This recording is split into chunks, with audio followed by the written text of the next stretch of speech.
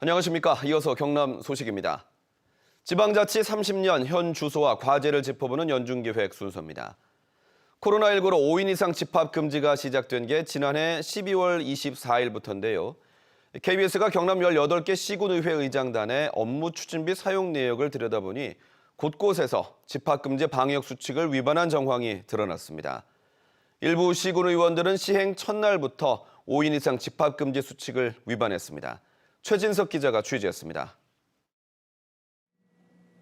창원시의회 운영위원장이 쓴 업무 추진비 내역입니다. 의정활동 지원 직원 격려 간담회 급식 제공으로 수산물 음식점에서 위원장과 의회 직원 11명이 함께 먹은 점심 비용을 32만 3천 원. 결제한 지난해 12월 24일은 전국적으로 음식점에서 5명 이상 집합이 금지된 첫날입니다. 같은 날 오후 점심과 똑같은 사용 목적으로 운영위원장이 고깃집에서 쓴 5명의 저녁 식사 비용을 10만 원. 점심과 저녁 식사 모두 5명 이상 집합금지 명령을 위반한 겁니다. 24일부터입니다. 25일부터라는데요. 그 관계없이 당연히 했겠지. 양산시 의회 의장도 같은 날 저녁 한 갈비집에서 12명의 식사비로 업무 추진비 32만 4천 원을 썼습니다.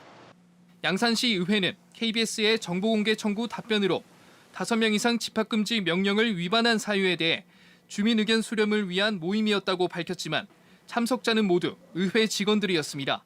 직원분들만 같이 가신 건가요? 아마 제 기억에는 직원들하고 같이 한 겁니다.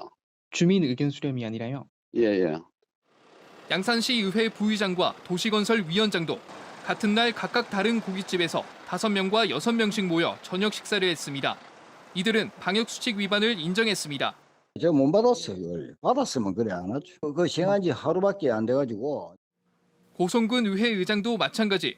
같은 날 부산시 연제구의회 최홍찬 의장을 포함한 6명과 점심을 먹었습니다.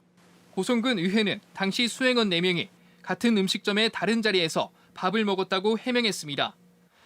하지만 일행이 한 식당 안에서 자리를 나눠 앉는 이른바 쪼개기 식사는 방역수칙 위반의 소지가 있습니다.